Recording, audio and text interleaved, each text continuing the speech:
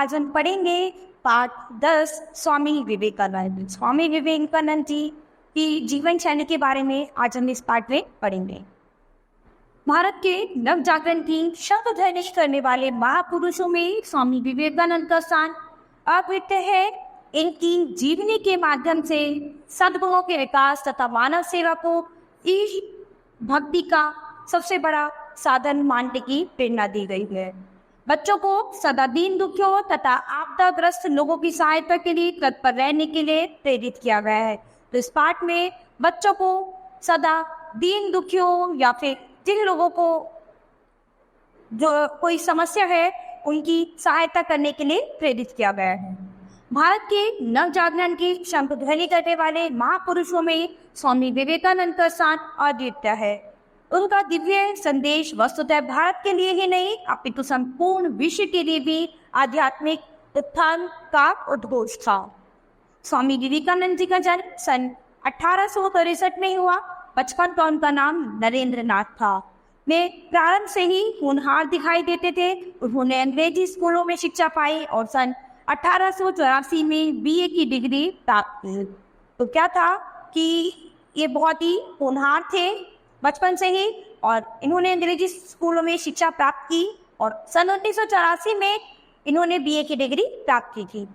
बचपन से ही उनके अंदर एक प्रबल आध्यात्मिक भूख थी। कुछ दिनों तक वे ब्रह्म समाज के अनुयायी थे, पर ब्रह्म समाज के सिद्धांत उनकी प्यास न बुझा सके, अतः सत्य की खोज में वे इधर उधर भटकने लगे। तो इन्होंने सत्य की खोज की थी स्वामी विवेकानंद ने। तो इन्होंने सत्य की खोज के लिए ये इधर उधर भटकते रहे। उन दिनों स्वामी रामकृष्ण परमहंस के प्रति लोगों की बड़ी श्रद्धा थी। नवयुवक नरेंद्र ने भी उनके सत्संग से लाभ उठाना प्रारंभ किया। धीरे धीरे उनके उपदेशों से वे इतने प्रभावित हुए कि उनकी भक्त मंडली में सम्मिलित हो गए। तो उन दिनों क्या था, स्वामी रामकृष्ण परमहंस के प्रति लोग बहुत ही श्रद्धा दिखाते थे। तो नरेंद्र जी जो थे वो भी उनकी सत्संग का लाभ उठाते थे और उनके उपदेशों से बहुत ही प्रभावित होते थे। इसीलिए उन्होंने उनकी भक्त मंडली ज्वाइन कर ली थी। स्वामी विवेकानंद ने गुरुदेव के प्रथम दर्शन का वर्णन इस प्रकार किया। वे देखने में बिल्कुल साधारण आदमी मालूम होते थे। उनके रूप में कोई विशेषता नहीं थी।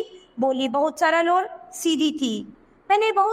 मैंने मन में सोचा कि क्या यह संभव है कि ये सिद्ध पुरुष होंगे। मैं धीरे धीरे उनके पास पहुंचा और उनसे वे प्रश्न पूछे जो मैं अक्सर औरों से पूछा करता था। महाराज, क्या आप ईश्वर के अस्तित्व में विश्वास रखते हैं? तो क्या था, वो बड़े ही सोचते विचारते हैं। उन्होंने उनसे महाराज जी से ये प्रश्न किया कि क्या आप ईश्वर के अस्तित्व में विश्वास रखते हैं? उन्होंने जवाब दिया हाँ। मैंने फिर पूछा क्या आप उसका अस्तित्व सिद्ध कर सकते हैं? जवाब मिला मैं उसे ठीक वैसे ही देखता हूँ जैसे तुम्हें। तो उन्होंने यही जवाब दिया कि मैं ईश्वर के अस्तित्व में विश्वास रखता हूँ और मैं इसे सिद्ध कर सकता हूँ। तो उन्होंने कहा जवाब में कि मैं उसी तरह उनके अस्तित्व को सिद्ध कर सकता हूँ जैसे कि मैं तुम्हें देखता हूँ, ठीक वैसे ही मैं उन्हें देखता हूँ। नरेंद्र नाथ की माता उच्च कांक्षणी स्त्री थी। उनकी इच्छा थी कि मेरा लड़का वकील हो, अच्छे घर में इनका ब्याह हो और दुनिया के सुख भोगे। जब रामकृष्ण परमहंस के प्रभाव में आकर नरेंद्र नाथ ने संन्यास लेने का निश्चय किया तो उनकी माता परमहंस जी की सेवा में उपस्थित हुई और अनुन्य विनय की कि मेरे बेटे की को जो होने दीजिए, पर जिसने आत्मानुभूति के आनंद का स्वाद पा लिया हो उसे लौकिक सुख वो तब अपनी ओर खींच सकते हैं। तो नरेंद्र जी की जो माता जी थी वो बहुत ही परेशान हो गई जब उन्हें पता चला नरेंद्र जी संन्यास ले रहे हैं। तो वो स्वामी परमहंस के उसमें आई, चरण में आई और उनकी बहुत सेवा की और उनसे कहा कि मेरे बेटे को ये संन्यास मत दीजिए, ये जीवन मत दीजिए। तो फिर उन्होंने कहा कि इसने आत्मा की अनुभूति का आनंद कर लिया है तो इसे इन लौकिक सुखों की कोई अनुभूति नहीं है। नरेंद्र नाथ की वैराग्य प्रति अधिकाधिक बढ़ती ही गई। रामकृष्ण परमहंस की महासमाधि के बाद उनके शिष्यों के नेतृत्व का भार नरेंद्र नाथ पर ही आया। तो जब रामकृष्ण परमहंस की समाधि हो गई तो उनके शिष्यों के नेतृत्व का भार जो था वो नरेंद्र जी पर ही आया। तो नरेंद्र नाथ जो थे उसके बाद वही उनका सबका ध्यान रखते थे। तभी उन्होंने तथा उनके साथियों ने संन्यास का व्रत लिया। उसके बाद स्वामी जी उच्च आध्यात्मिक ज्ञान की प्राप्ति के लिए हिमालय की ओर चले गए। सत्य की खोज करने के लिए उन्हें सभी तरह के कष्ट प्रसन्नता से सहे। तो उन्हें क्या था, उन्हें सत्य की खोज करनी है, यानी सत्य क्या है। तो इसी की खोज के लिए वो बहुत दूर दूर तक चले गए, हिमालय तक चले गए सत्य की खोज के लिए। तो इसी तरह उन्होंने जो भी कष्ट थे, उन्हें बहुत कष्ट हुए हर इस दौरान, तो उन्होंने सभी कष्ट जो है हंसते हंसते स्वीकार कर लिए। स्वामी जी ने स्वयं कहा कि मुझे 2-3 दिन तक खाना न मिलता था। अक्सर ऐसे स्थान पर नंगे बदन सोया हूँ जहाँ की सर्दी का अंदाजा थर्मामीटर से भी नहीं लगाया जा सकता। तो उन्होंने बताया कि वो 2-3 दिन तक बिना खाए रह जाते थे और बहुत ऐसी जगहों पर जहाँ पर थर्मामीटर से भी हम सर्दी का अंदाजा नहीं लगा सकते, ऐसी जगहों पर वो एकदम नंगे बदन सोया करते थे। इतनी ही बात शेर, बाघ और दूसरे शिकारी जानवरों का सामना मुझसे हुआ। पहाड़ से उतरकर बंगाल, संयुक्त प्रांत, राजपुताना, बम्बई आदि का उन्होंने भ्रमण किया। तो वो दुनिया के भ्रमण के लिए निकल गए थे सत्य की खोज करने के लिए। जो जिज्ञासु जन श्रद्धावश उनकी सेवा में उपस्थित होते थे, उन्हें वे धर्म और नीति के तत्वों का उपदेश देते थे और जिसे विपदग्रस्त देखते उसको सांत्वना देते थे। तो क्या थे, वो लोगों में ज्ञान का उपदेश देना उन्होंने शुरू कर दिया था। जब स्वामी जी मद्रास में थे तब उनको अमेरिका में सर्वप्रथम सम्मेलन के आयोजन का समाचार मिला। भक्त मंडली की सहायता से वे इस पवित्र यात्रा पर रवाना हो गए। इनकी यात्रा अमेरिका के इतिहास की अमर घटना है। यह पहला अवसर था कि जब कोई पश्चिमी जातियां दूसरी जातियों के धर्म विश्वासों के स्वागत के लिए तैयार हो। पहला तो किसी ने उनकी ओर ध्यान नहीं दिया, पर सभापति ने बड़ी उदारता से उनकी प्रार्थना स्वीकार कर ली और वह समय आ गया कि स्वामी जी अपने श्रीमुख से कुछ कहें। स्वामी जी ने ऐसी पांडित्यपूर्ण, ओजस्वी और भारतप्रभा भाषण दिया कि श्रोता मंडली मंत्रमुग्ध सी हो गई। तो क्या था, उन्होंने वहां पर ऐसा भाषण दिया कि सब लोग उनके भाषण को सुनकर एकदम मंत्रमुग्ध हो गए। सबका ध्यान उनके भाषण की ओर इतना आकर्षित हो गया कि वो एकदम प्रसन्न हो गए उनके भाषण से।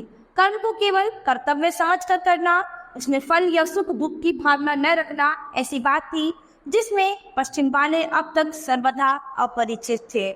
यानी कर्म को केवल अपना कर्तव्य समझकर ही हमें काम करना चाहिए, हमें सुख या दुख की भावना रखे हुए कोई काम नहीं करना चाहिए। और ये बात सुनकर वहाँ के लोग जो थे वो बहुत ही खुश हो गए और वहाँ के लोगों में इस बात का अभी तक कोई इस बात की उन लोगों को अनुभूति नहीं थी कि ऐसा भी कुछ हो सकता है क्या।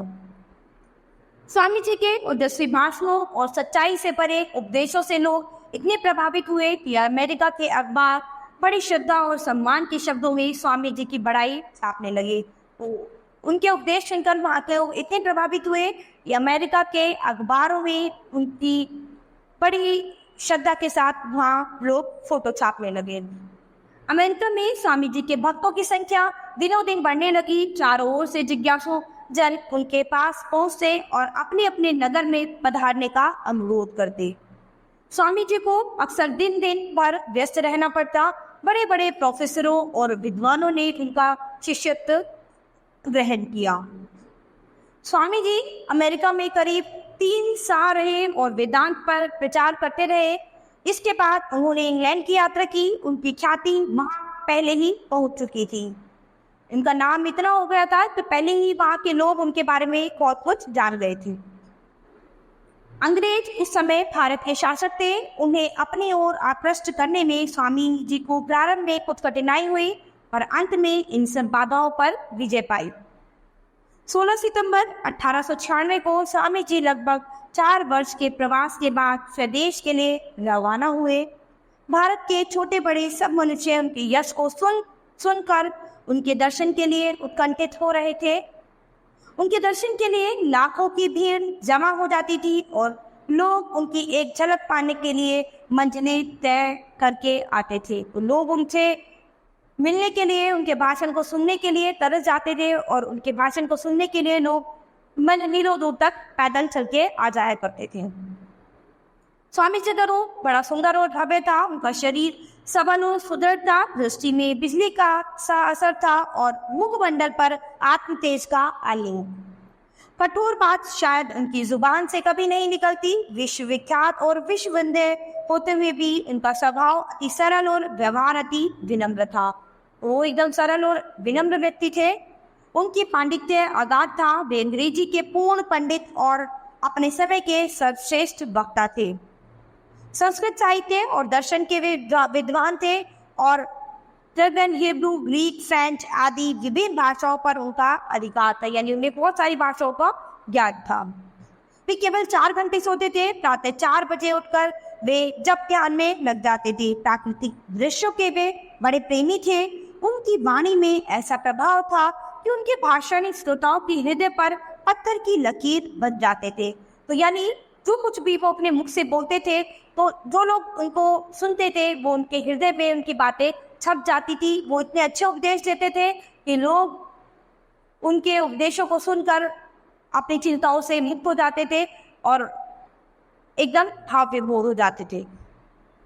कहने का ढंग और भाषा बहुत सरल होती थी। कलकत्ता में अध्यापन और उपदेश में अत्यधिक श्रम करने के कारण स्वामी जी का स्वास्थ्य बिगड़ गया और जलवायु परिवर्तन के कारण उन्हें दार्जिलिंग जाना पड़ा। उन्होंने वहां पर 2 मठ स्थापित किए। इसके कुछ दिन बाद उन्होंने रामकृष्ण मिशन की भी स्थापना की। इस संस्था का उद्देश्य लोक सेवा करते हुए वेदांत का प्रसार करना था। इसकी शाखाएं भारत के हर भाग में तथा विदेशों में भी विद्यमान है और वे जनता का बहुत उपकार कर रहे हैं। अधिक श्रम के कारण स्वामी जी का स्वास्थ्य बहुत ही गिर गया।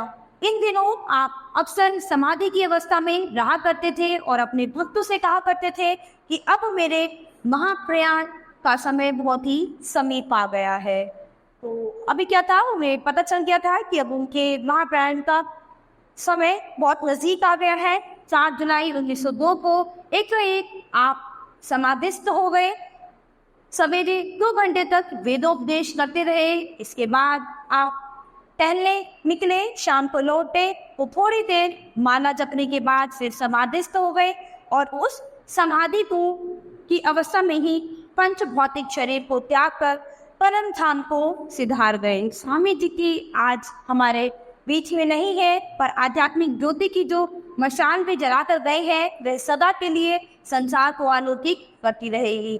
तो स्वामी जी की बातें जो है वो आज भी लोगों के दिनों दिमाग पर इस तरह से छाई हुई है कि लोग आज भी सत्य का पाठ जान गए हैं, यानी सत्य में कितनी ताकत है ये सभी लोग जानते हैं। तो स्वामी विवेकानंद जी जो थे वो सत्य की खोज के लिए उन्होंने पूरे देश का भ्रमण किया और उन्होंने लोगों को ऐसे ऐसे उपदेश दिए कि जिससे लोग जो थे वो ज्ञान के मार्ग की ओर आगे बढ़ते चले गए। तो यहाँ पर हमने स्वामी विवेकानंद जी के बारे में पढ़ा है, जो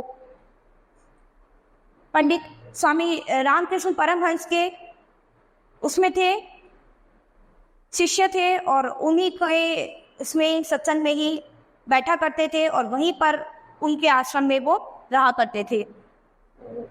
बच्चों, ये पाठ हमारा यही खत्म होता है। अब हम अपनी नई क्लास में मिलेंगे अपने नए पाठ के साथ।